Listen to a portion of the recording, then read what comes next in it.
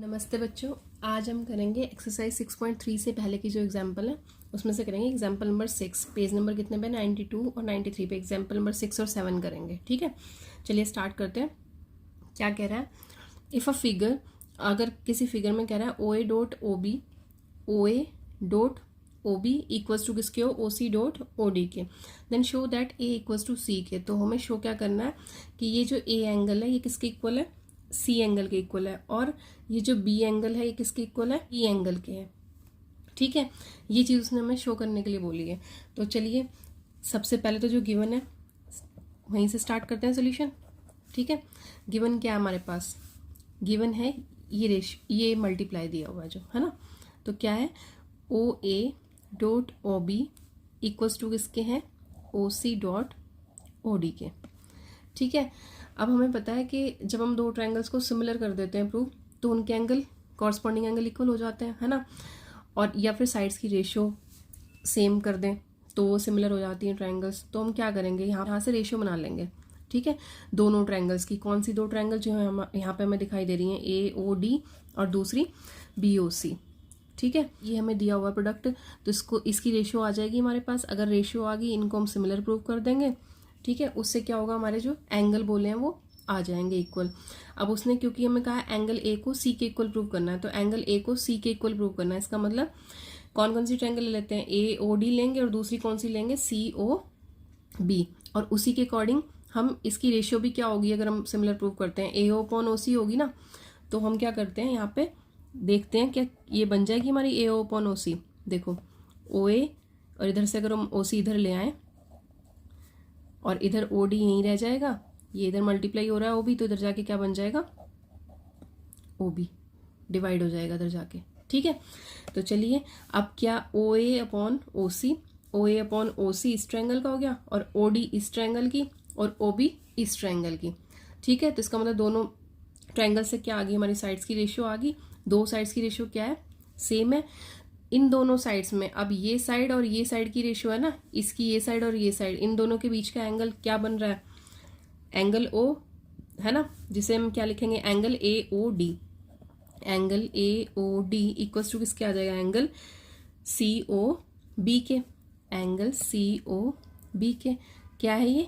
Vertically opposite angle. Intersecting lines है उनके बीच में बना हुआ है ना, वर्टिकली अपोजिट एंगल। अब देखो, अगर हमारे पास साइड्स की रेशियो सेम, दो साइड्स की रेशियो क्या है? सेम प्रोपोर्शन में है, और दूसरा उनका इंक्लूडेड एंगल आ गया, वो क्या है? इक्वल है। तो क्या होगा? SAS से क्या हो जाएगी हमारी ट्रायंगल? ये वाली ट्रायंगल और ये वाली ट्रायंगल क्या हो जाएंगी? सिमिलर हो जाएंगी। तो क्या होगा? ट्रायंगल AOD सिमिलर टू किसके हो जाएगी? ट्रायंगल COB के। ठीक है, किससे? बाय SAS क्राइटेरिया से। ठीक है, SAS क्या होता है? साइड एंगल साइड, यानी कि दो साइड्स का इंक्लूडेड एंगल, अगर ये सब साइड्स सेम प्रोपोर्शन में हो और एंगल इक्वल हो तो क्या हो जाती है हमारी ट्रायंगल्स? सिमिलर हो जाती हैं। अब सिमिलर ट्रायंगल्स के क्या होते हैं? सारे कॉरस्पॉन्डिंग पार्ट क्या होंगे? सारे कॉरस्पॉन्डिंग एंगल्स क्या होंगे? इक्वल होंगे। तो A का कॉरस्पॉन्डिंग कौन सा है? C है, O का O और B का D। ठीक है, यही उसने हमसे पूछा था कि AC और BD को करो। तो ये क्या हो गया हमारे? एंगल A किसके बराबर हो गया? एंगल C के। एंगल A बराबर हो गया एंगल C के, और एंगल D किसके बराबर हो गया? एंगल B के। ठीक है, ट्रायंगल लिखते वक्त ये जरूर ध्यान रखना कि उसकी नेमिंग इसी तरीके से करनी है कि A किसको कॉरस्पॉन्ड करे? C को, और D किसको कॉरस्पॉन्ड करे? B को। ठीक है, तो ये किससे हुए? बाय कॉरस्पॉन्डिंग एंगल्स किसकी? सिमिलर ट्रायंगल्स की ना, corresponding angles of similar triangles. जैसे कॉन्ग्रुएंसी में होते थे ना, तो वैसे इसमें होंगे। ठीक है, corresponding angles of similar triangles. ठीक है, तो यही चीज़ हमें प्रूव करने के लिए बोला था उसने कि A C के इक्वल हो जाए और B D के इक्वल हो जाए। ठीक है, चलिए अब नेक्स्ट एग्जाम्पल करते हैं। नेक्स्ट एग्जाम्पल क्या है? Example number 7। A girl of height 90 centimetre is walking away from the base of a lamp post. क्या कह रहा है? एक लड़की है, हाइट कितनी है? Lamp post a girl of height 90 centimetre, लड़की की हाइट कितनी है 90 centimetre, is walking away from the base of the lamp post at a speed of 1.2 metre per second, कितनी स्पीड से चल रही है 1.2 मीटर पर सेकेंड में चल रही है। If the lamp is 3.6 metre, lamp कितना है 3.6 मीटर, तो कह रहा है above the ground find the length of her shadow after 4 second, तो क्या कह रहा है 4 सेकेंड के बाद, अब इस लड़की ने यहाँ से चलना शुरू किया तो 4 सेकेंड के बाद कह रहा है कि उसकी शेडो कितनी बनेगी, तो ये वाली डी क्या होगा, डी पोर्शन लड़की की शेडो होगी, ठीक है। तो इसे क्या सपोज कर लेते हैं, एक्स सपोज कर लेते हैं, ठीक है। क्लियर है सारा क्वेश्चन। क्या बोला है, एक लैम्प पोस्ट दिया हमें, ठीक है, ये बताया गया कि एक लड़की ने यहाँ से चलना शुरू किया है, यहाँ से चल के वो एक पॉइंट पे पहुँचती है, कितनी दूर है वो पॉइंट ये नहीं बताया उसने, क्या बताया कितनी स्पीड से था 1.2 मीटर पर सेकेंड, यानी कि एक सेकेंड में कितना चल रही है 1.2 मीटर। तो डिस्टेंस निकाल लेंगे, distance equals to speed into time, ठीक है। तो चलिए स्टार्ट करते हैं। पहले निकालना क्या है हमें, find the length of a shadow, यानी कि डी फाइंड आउट करना है, जिसको कि हमने क्या सपोज कर लिया, एक्स सपोज कर लिया, ठीक है। चलिए स्टार्ट करते हैं सोल्यूशन। क्या कहेंगे, सबसे पहले ए बी क्या हमारा लैम्प पोस्ट है ना, सब कुछ लिख लेंगे जो जो हमने इसमें शो किया। Let A B lamp post है ना, अगर ए बी हमारा लैम्प पोस्ट है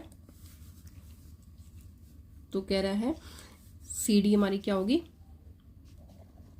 गर्ल होगी, है ना, C D with the girl, और उसके बाद लेट डी ई यानी कि शेडो ऑफ गर्ल कितनी सपोज कर लेते हैं एक्स, ठीक है, ठीक है। अगर ये हमने एक्स सपोज कर ली तो फिर क्या होगा हमारे पास, बी डी की वैल्यू, बी डी क्या हमारा डिस्टेंस है ना, बी डी अगर हमारा डिस्टेंस है तो speed into time 1.2 metre per second, है ना। तो क्या कह रहा है 1.2 तो उसकी स्पीड है, और टाइम कितना लगाया उसने, इतने में कह रहा है वो चल रही है आफ्टर 4 सेकेंड ना, तो क्या होगा 4 सेकेंड से मल्टीप्लाई कर देंगे, ठीक है। तो कितना आ गया 4.8 मीटर।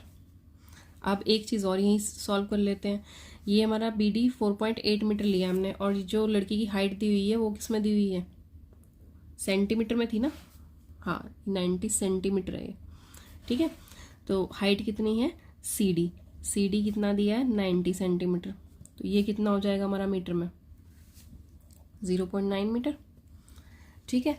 अब चलिए, अब हमारे पास काफ़ी सारी चीज़ें आ गई हैं, जैसे कि बी डी आ गई है, बी डी ये है हमारा कितना आ गया 4.8 आ गया, ठीक है, और सी डी की वैल्यू हमारी कितनी है 0.9, ये हमारा गिवन है। तो दो ट्रायंगल फॉर्म होगी, एक तो बिगर ट्रायंगल ए बी सी और दूसरी ट्रायंगल कौन सी, स्मॉलर सी डी ई, ठीक है। चलिए स्टार्ट करते हैं।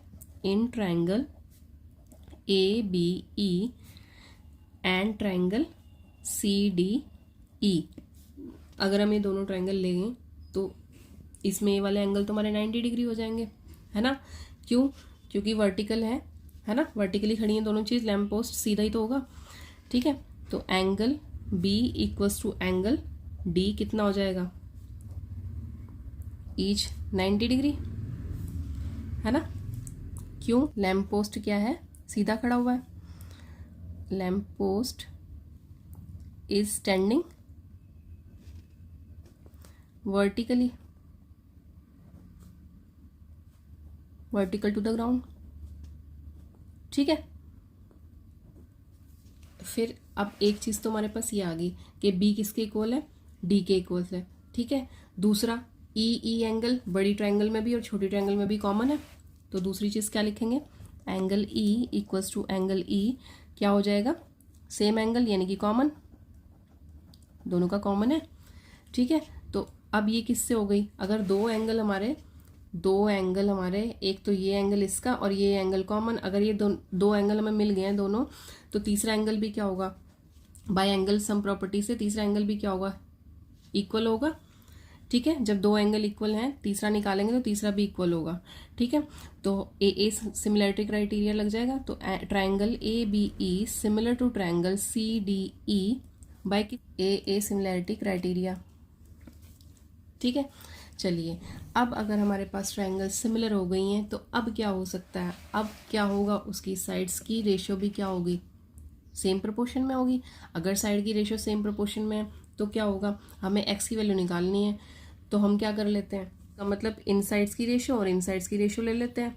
ठीक है, बड़ी ट्रायंगल में से A B upon D C और नीचे क्या आ जाएगा, बड़ी ट्रायंगल का बी ई और छोटी का डी ई। चलिए तो साइड्स रेशियो में होंगी, बड़ी ट्रायंगल का क्या आएगा बी ई, देखो बड़ी ट्रायंगल का क्या आएगा बी ई और छोटी ट्रायंगल का क्या आएगा D E upon D equals to किसके हो जाएगा, बड़ी ट्रायंगल का ए बी छोटी का सी डी। ठीक है, A B upon C D.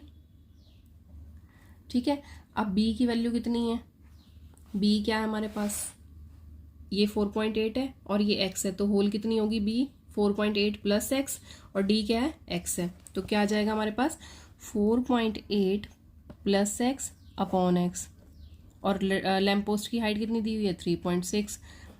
ठीक है, और उसकी कितनी निकाल ली थी हमने, लड़की की मीटर में चेंज कर ली थी ना, तो ये डेसिमल से डेसिमल खत्म हो गया, 9 4s आर। ठीक है, नेक्स्ट स्टेप क्या होगा, अच्छा यहाँ पे लिख लो है ना, कॉरस्पॉन्डिंग